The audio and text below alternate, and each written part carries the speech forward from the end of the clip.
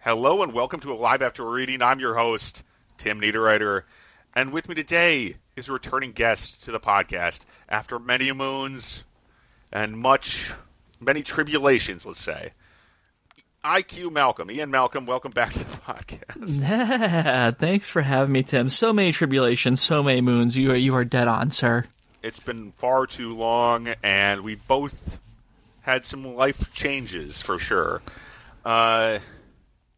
Yeah, but as a friend of the show, I wanted to ask you first, how is the writing going lately? I didn't prepare you for this. I totally threw this in as a curveball, folks. It is all good.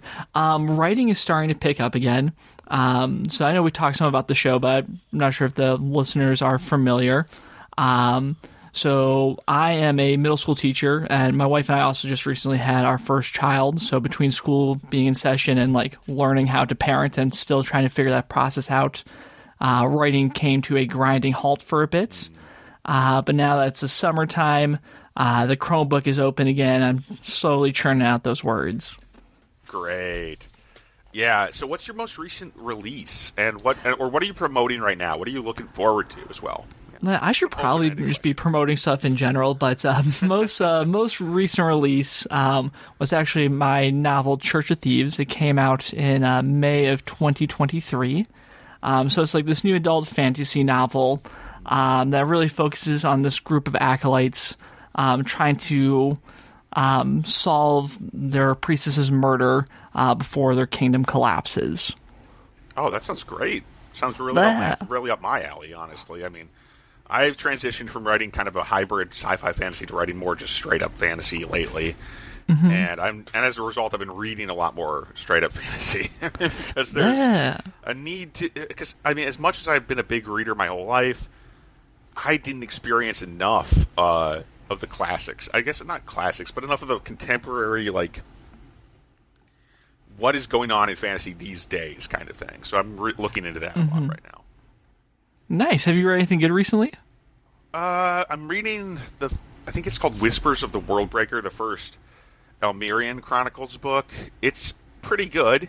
It's very action-packed. Let me put it that way. And there's, nice. It reminds me of one of my books because there's almost too much action. But that's not a big complaint. I do like a lot of violent action in my fantasy books. Other stuff I've been reading lately. I mean, I did just finish reading American Psycho a little while ago. I'll probably review that in my wrap-up next week. But I'll do a full review of it. I did a little bit of a review of it on the show.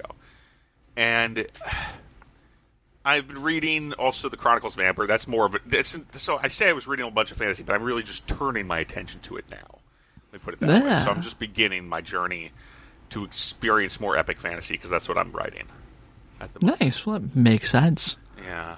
I read a bunch of Brandon Sanderson stuff already, so I'm familiar with some of the biggest fantasies, right? And I read the beginning of The Wheel of Time back when I was a kid and all that sort of stuff, Well, it sounds like you've read much more fantasy than I have. I really need to catch up my fantasy game. I've only read a couple of Brando's books. I a few months ago, I picked up the first in Joe Abercrombie series. I want to say it's The Blade Itself, which was Joe excellent. Fantastic. The first Lost trilogy, yeah.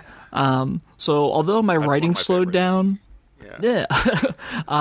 So although my writing slowed down this past school year, one of the things I really did was just committed to reading, especially audiobooks. Just walk around, the wee baby Iris, trying to get her back to sleep. I'll just put an audiobook on my headphones. So my goal is to read 100 books this year. I'm currently at 82. So I've been just churning through them. So. Oh, that's awesome. Yeah. That's fantastic. What's your favorite? I mean, you probably can't pick one favorite out of 82 books already. But what's one of your top books for the year so far? Is it okay if I give you two? Yeah, that's fine. Okay. I just disaster averted. Pressure on you to throw a list at you, Mm-hmm. Yeah, let me go ahead and tier rank all of them really quick for you. No. Get off the tier ranking.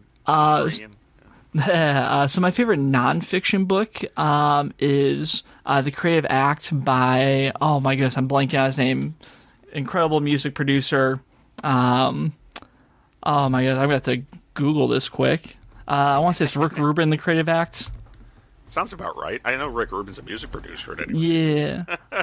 So I've read... I haven't heard of the book, so I don't know. Very, very good. Not everything applies well to writing, but just the creative process in general.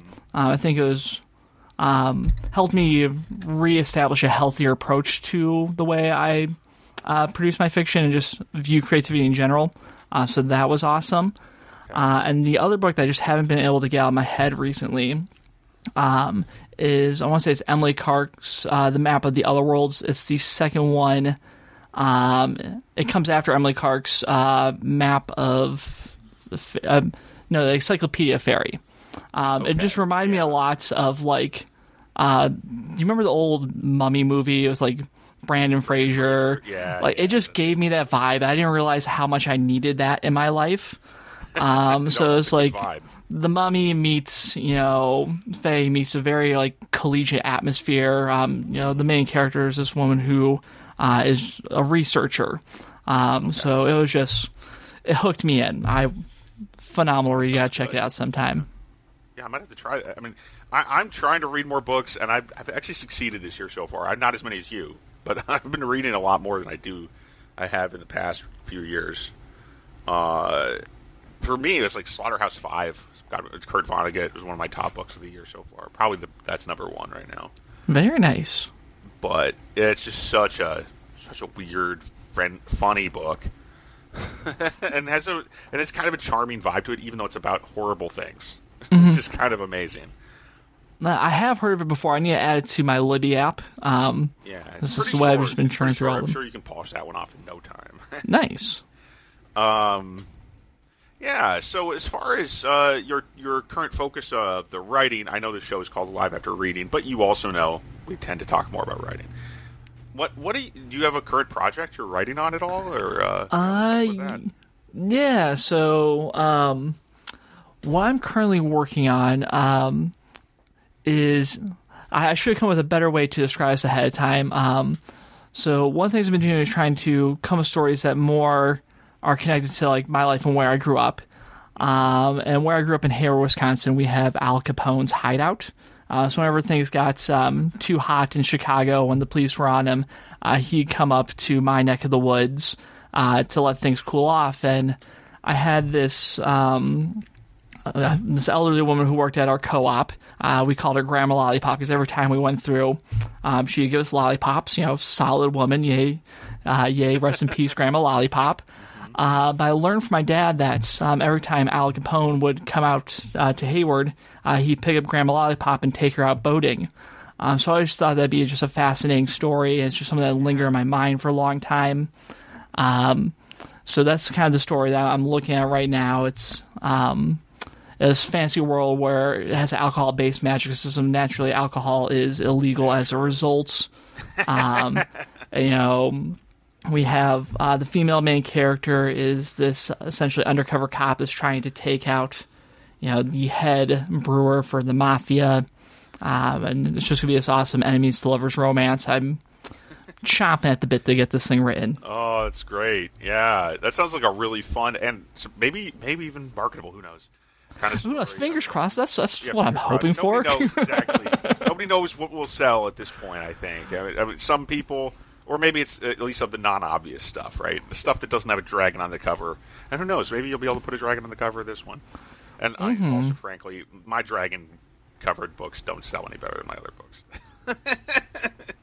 I mean, it's all just trying to find that market, which is so hard. It's easier said than done. And I'm cautiously optimistic that this can find an audience. Yeah, well, fingers crossed, of course, as always. But I guess I got to ask, what's the? I mean, I guess how many books is this for you? Which book is this? Are you still counting how many books you've written? Or so let me go ahead and do some quick mental math here. Carry the one. No, let's see, 1, 2. 3. I want to say this is gonna be book number 6. Okay. Cool. Yeah.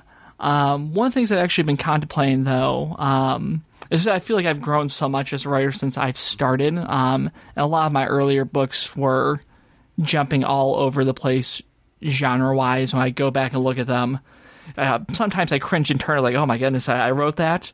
So I've been flirting with the idea of chopping off my first 4 and just moving forward with this. But time will tell. Yeah, I mean, pulling books down is always a challenge, even for an indie author. It's like, when do you do it, right? Mm-hmm. I mean, I pulled down my first couple books, but then I republished them this year after some rewrites. Nah, So I figured that's how I got to publishing like 5 books this year. Nice. How many books did I publish this year? Because I published 4 novellas and then these 2 old novels that I revamped. Yeah.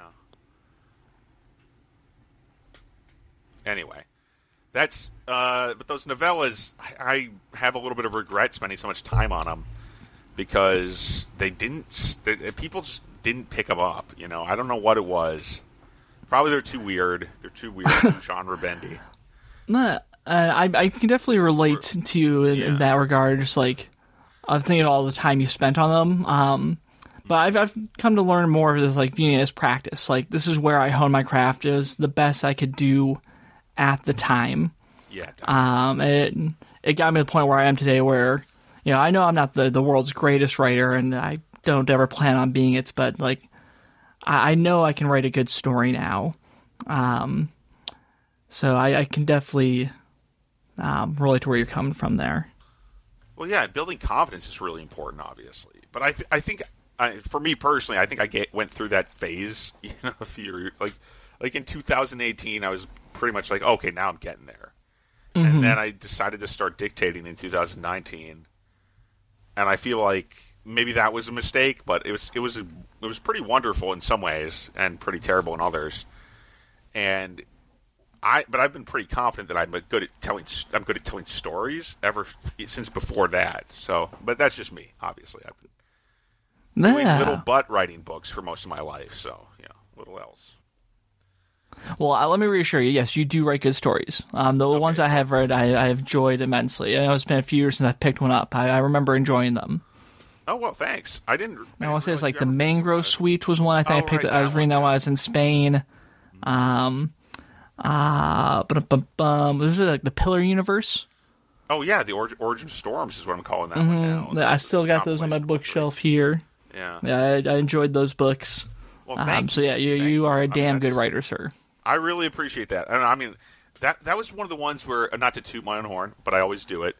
With Origin of Storms, that was one of the books where I'm like, okay, I nailed this one, and I knew it when I published the big version, the compilation of all 3 as one novel, because because breaking that into smaller books didn't really work, right? The novella approach didn't work for me back then, but very well either, because that was originally one novel.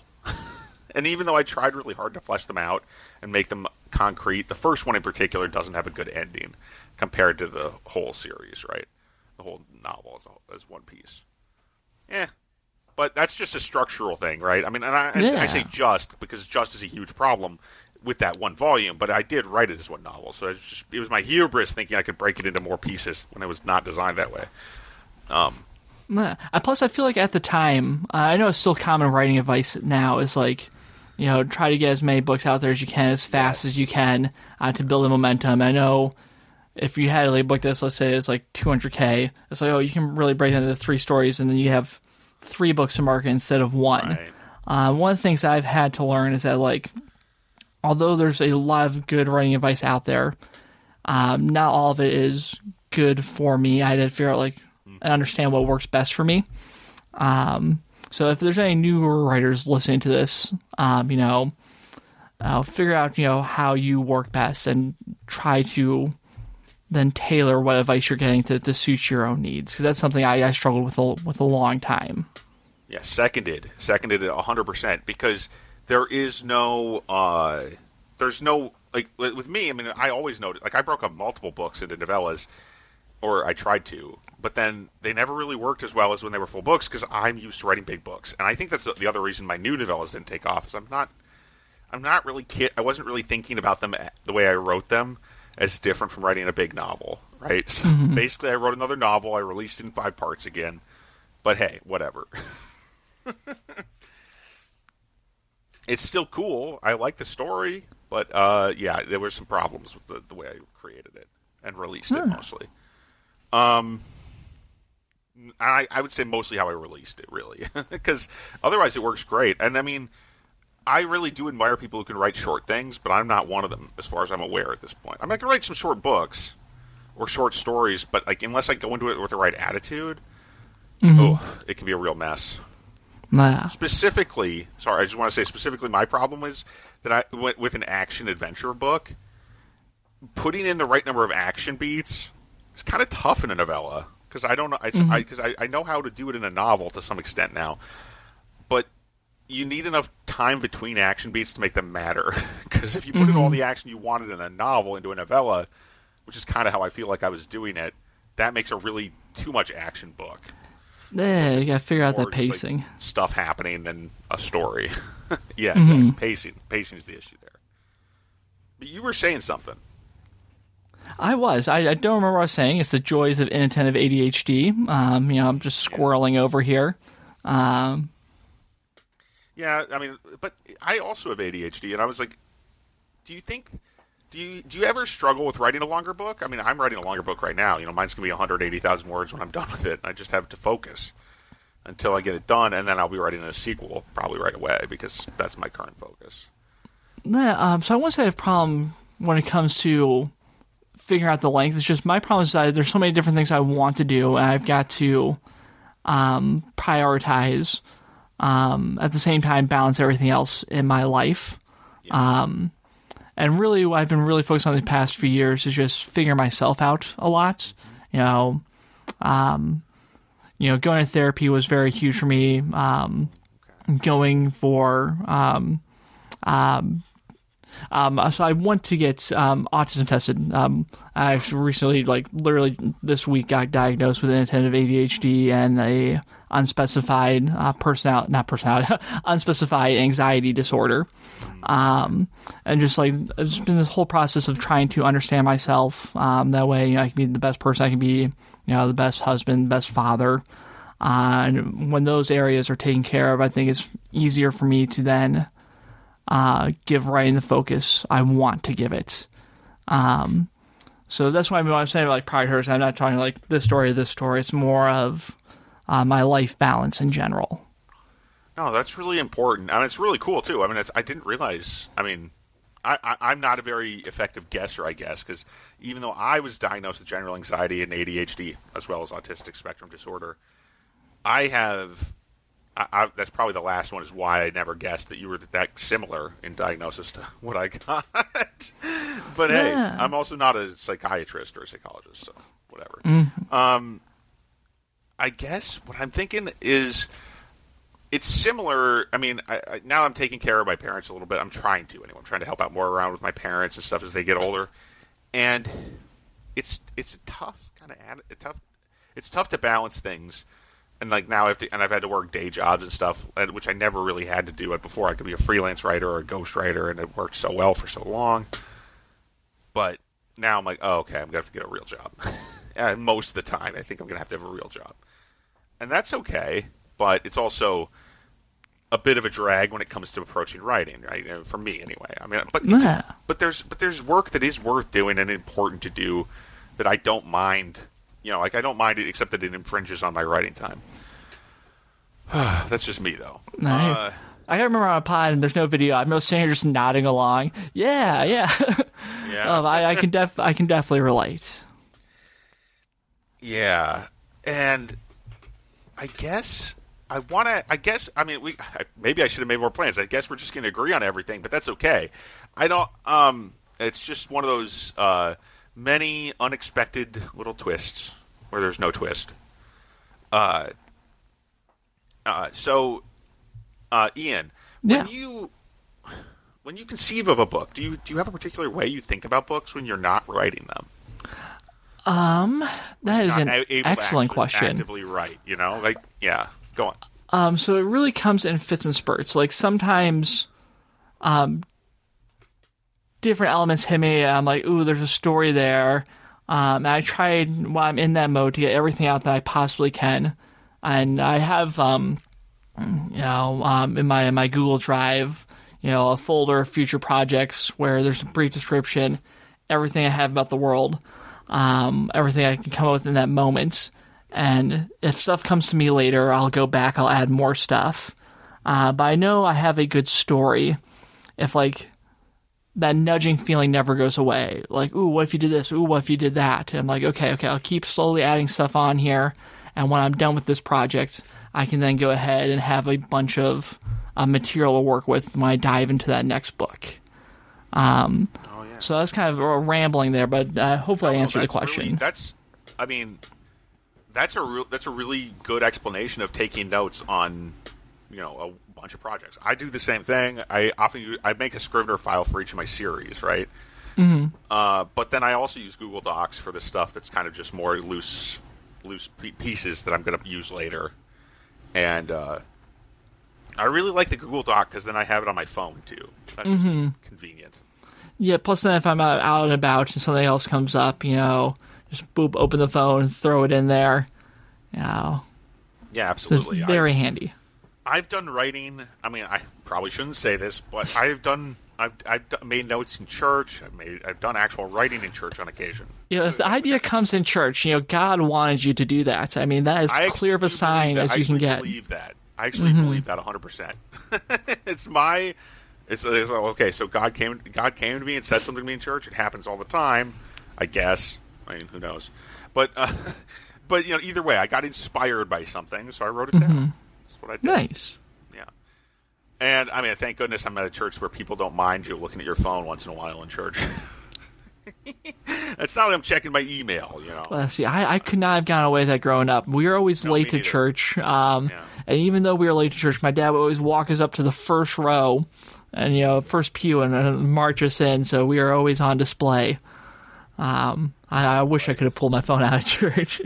That sounds like I would die of embarrassment if I had to walk in late to church, at the Catholic church when I was a kid. I don't go there anymore. But when I would walk into the Catholic church as a kid, I'm like, okay, we have to get there early because otherwise I'm going in late. Mm-hmm. And because my family was pretty big, I mean, there were 5 kids. I mean, somebody was usually running late if we were all going. When you said big, I didn't think size-wise. I was just saying, Tim is very tall. Well, that is a big fan. You would see him coming down, Mm-hmm. Well, this was when I was like 12, so I wasn't that tall yet.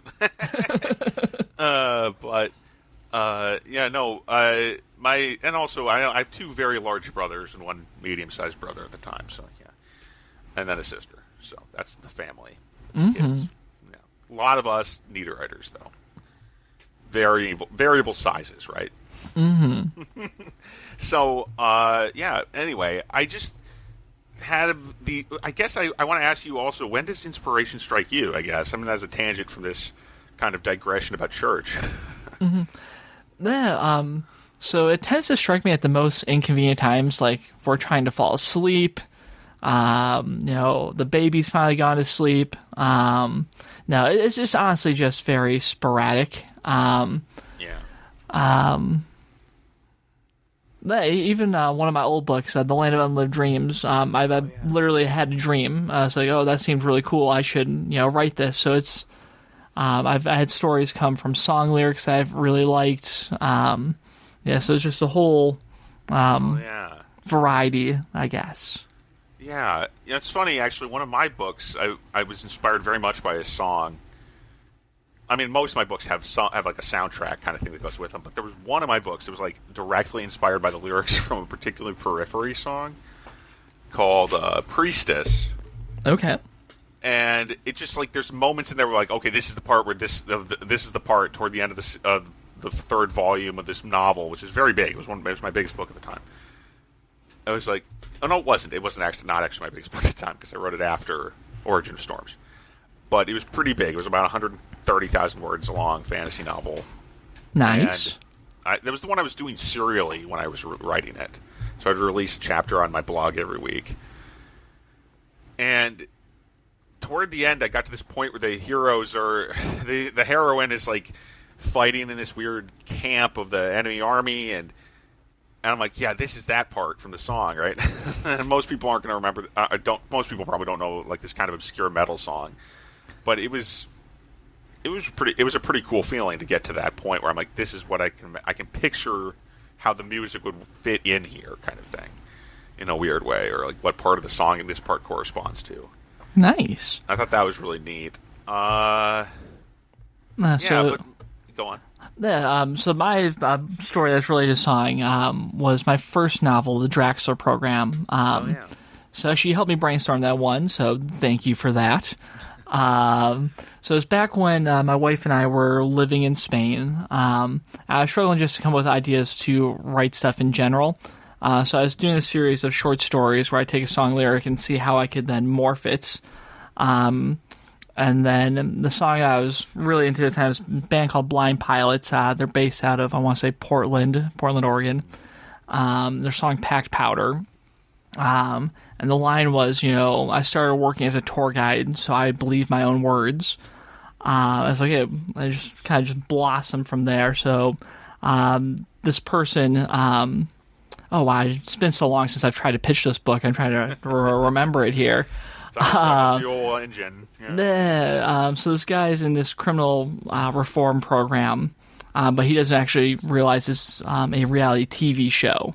So the job that he's been assigned is a tour guide, and it ties in from that song.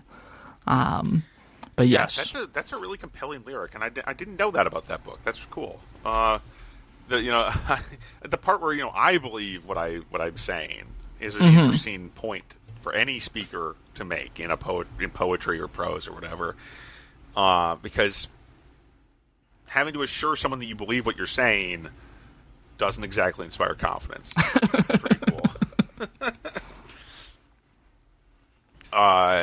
So I guess we've both been kind of off the writing wagon to some extent or other for the past few years, past year or so at least, right? I guess not me. I just got back on the writing wagon in January, hardcore, because I quit my job. But that was a difficult time for me because I felt like I just didn't have any energy. I couldn't get out. I could get out and go to work, and that's about it, right? Mm-hmm. But I did come up with a bunch of stuff, from that job. It really helped me grow in a lot of ways. Just that investment was so intense.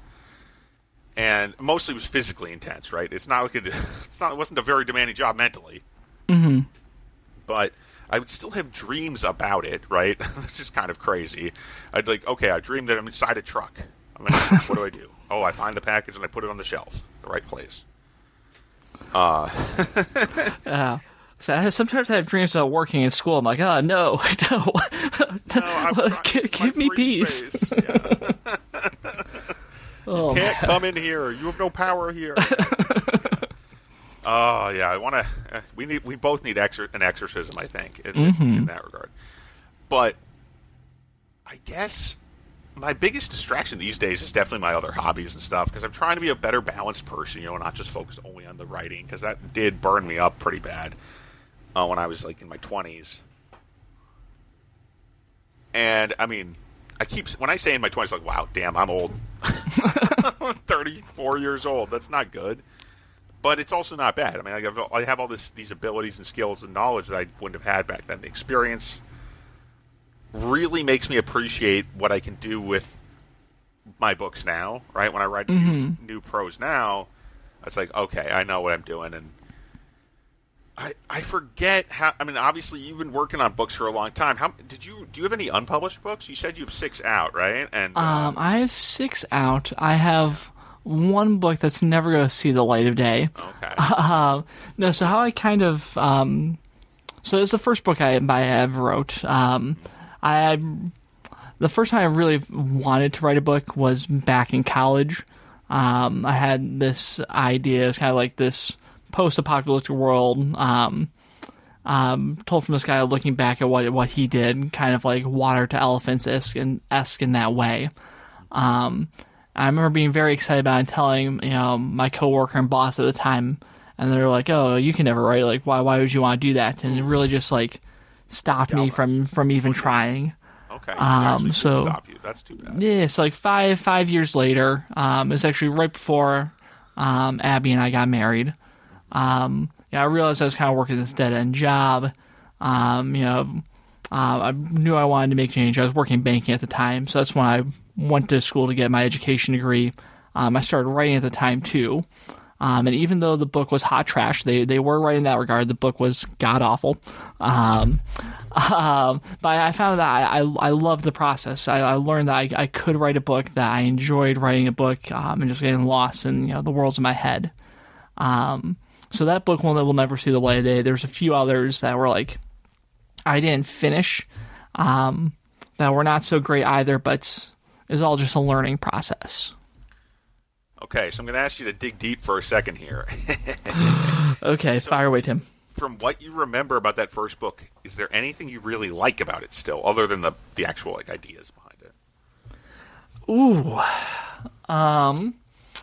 One of the characters had Squirtle Squad socks. That was pretty cool. Squirtle Squad for life, I honestly don't remember too much about the book. Okay, that's fair. Again, my fond memory is that this is the fact that I actually got it done. And it just spawned my love of writing. Yeah. Actually, my first book is also never going to see the light of day. The first book I wrote. But there's actually a lot of things I still like about it, which is weird to say, because I wrote it when I was about 13 or 14. And it's so bad in almost every conceivable way. But I think it's actually substantially better than my second and especially my sixth book that are also unpublished. Okay. And why do you say that? Because it's a book that was just it's what I wanted to do. I wrote it because it was what I wanted. It was a book that was appropriate for me at the time, and it made me feel like it was pretty edgy in a way. It was like a really edgy space opera. Okay. And I really liked that. I still think that's a cool idea, like a dark space opera. That's where you're jetting around between planets like Star Wars, but it's also grim. I mean, I should know that one of my big influences has always been Warhammer 40,000. Huge fan of those games and those stories. So of course I wrote a book that was dark sci-fi, but in hindsight that makes perfect sense. But also there's even one scene, one of the early scenes in that book, which I really like, that involved trapping giant ice crabs on an alien planet, or like lobster things or whatever. And I'm not sure if we even get a description of the creatures, because it's all done in front of these like flying ships that are over the ice. And it's this dangerous thing where they have to crack the ice open to get the creatures out of it. And I thought that was so cool. And I mean, maybe that's just an idea that I thought was cool. It is cool. I'm definitely intrigued. I remember the scene being pretty good too. So there's a bunch of stuff that involved in that book that I'm like, there's so many elements of this that worked, even though it was my first try.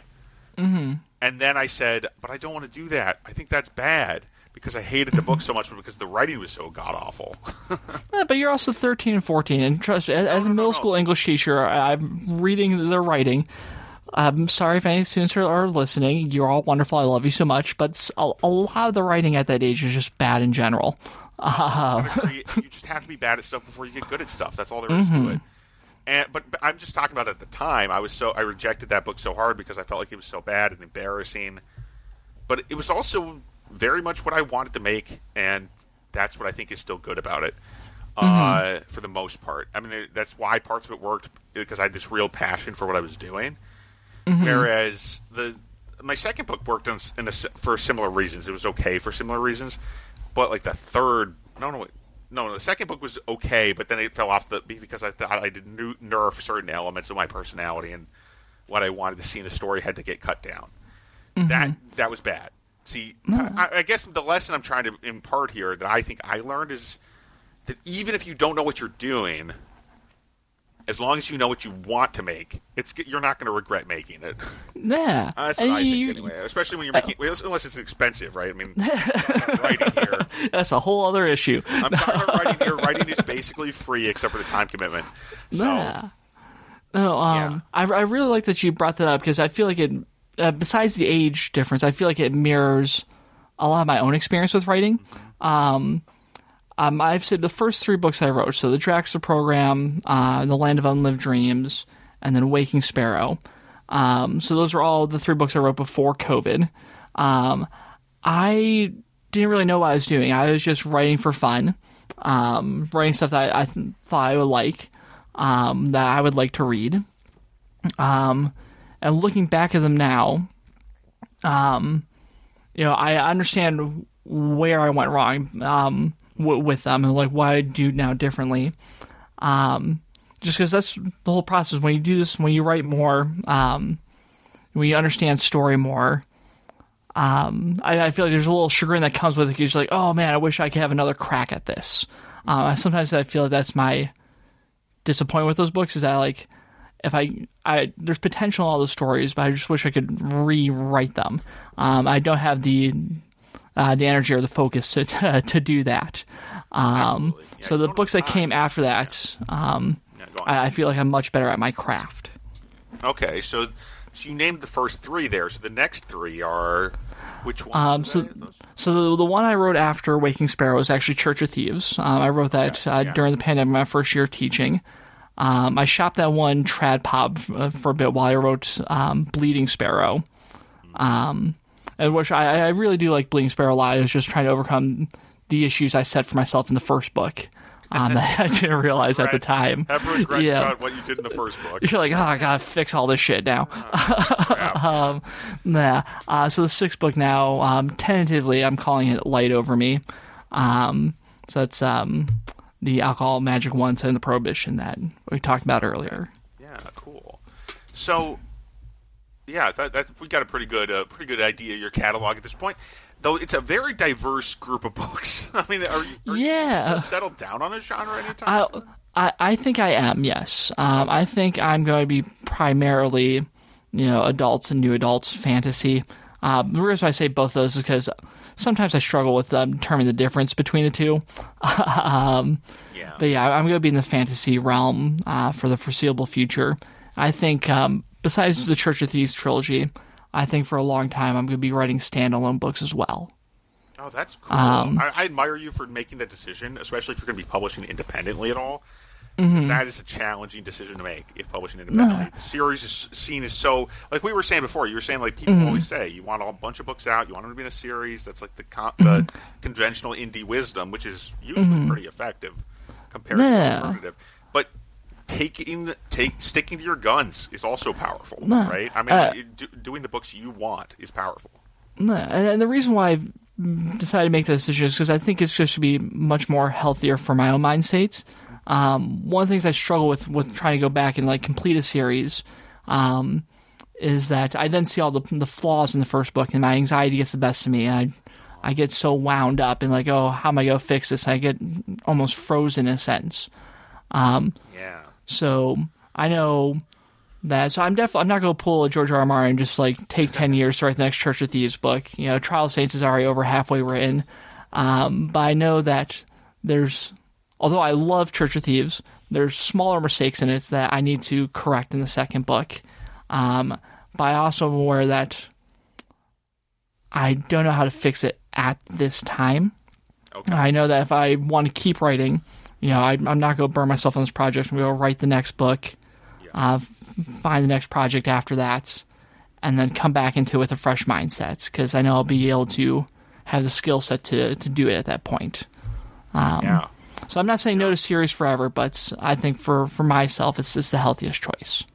That makes so much sense. I mean, I think, and maybe it's something I should take to heart myself, because I mean we have again similar symptoms to our mental problems, but also like I said before, I have so much difficulty. I'm not sure if I actually said it directly, but I have so much difficulty putting forth the third book in a trilogy, or the second. I mean, like I still haven't finished my Orphan Mage.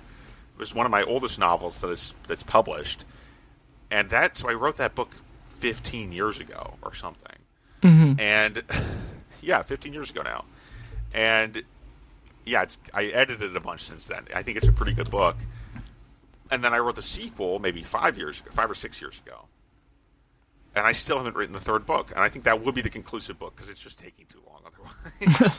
But there's a couple of these things where it's like, how do you finish this series, right? What am I doing? And then I also have my Twisted Gods series, which is stuck on at book 2, though that's a pretty good ending point anyway. Is that the one that was related to, like, I remember we were talking about stories a long time ago, is like the different like hours of the clock were different gods? Yes. Okay. That's the one. I have 2 of those out. They're both pretty short, but the first one is a novel, and the other one's like a long novella. Okay. Because I just didn't. I mean, like, what? I don't know what I'm doing here. And that's how like my books tend to get shorter as the series goes on, which is not ideal. It's because I just run out of things to say. Is what I feel like. I'm like, why would I repeat myself? Is my issue there. Yeah. But there's some things you should repeat in fiction, people. I mean, like if you're doing a series, you can remind people about your magic system and stuff. It's not like they're going to go back to book one every time. Especially if you have that 15-year gap, Yes. they're gonna need a little refresher there. Yeah, I'll definitely work that into my book. I didn't release Orphan Mage when I wrote it. Okay. I wrote it 15 years ago. But that's right, because I started Matthew would have been publishing 19. I published that one in 2019, I think, or 18. Okay.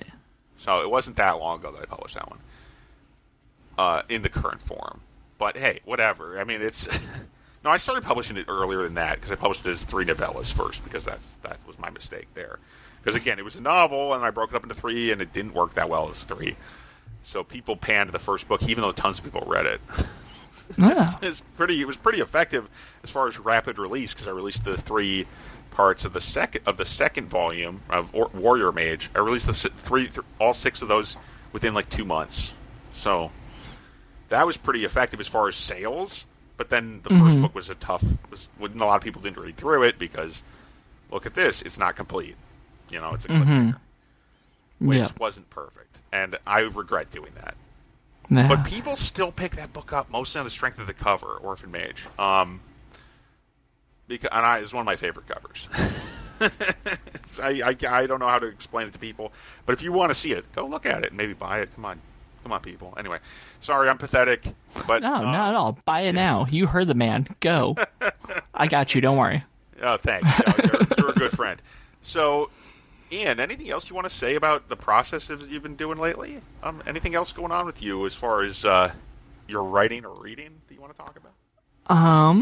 Now that you asked me, my mind's gone a complete blank. I'm sure, like, when we wrap this up, I'll be like, shit, I should have said that. Right. But no, nothing off the top of my head. It's been phenomenal catching up again to talk to you. I look forward to dive into more of your books here. I look forward to. I should pick up the Church of Thieves. That sounds like it's very good. It's up my alley right now. Yeah. Yeah. Well, I hope you do. I hope you enjoy it. Yeah. And as for this podcast, okay. We did talk a lot about your books, but Ian, do you have a website or anything where people can find your work? And remind people of your pen name.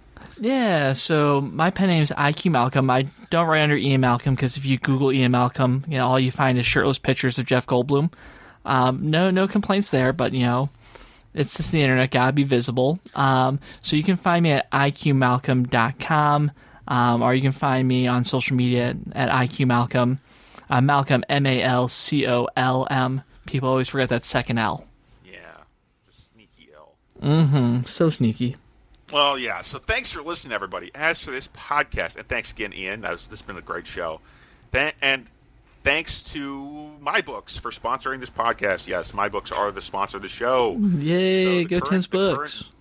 The current volumes are that I'm trying to really get people to read are Demon Hunter Book 1, which is, it's an older one. It came out in 2019.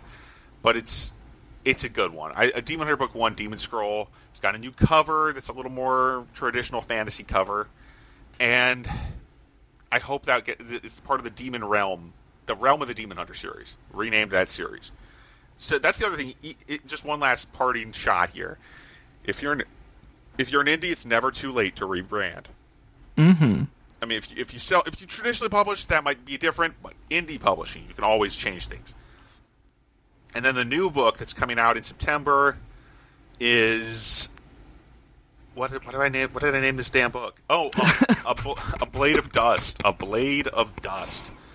And that is the first book in the Chronicles of Coma, which I am still writing. So it's it's an epic fantasy about ancient Egyptian characters, and it's not really ancient Egypt. What am I saying? It's in the vein of Guy Gabriel Kay, or maybe meets a little Joe Abercrombie. Let's put it that way. So okay, nice. Some of my just to cross two of my favorite authors. Well, now all I want is a book called What I Named This Damn Book. That is what I want now. Oh my. That's a good idea.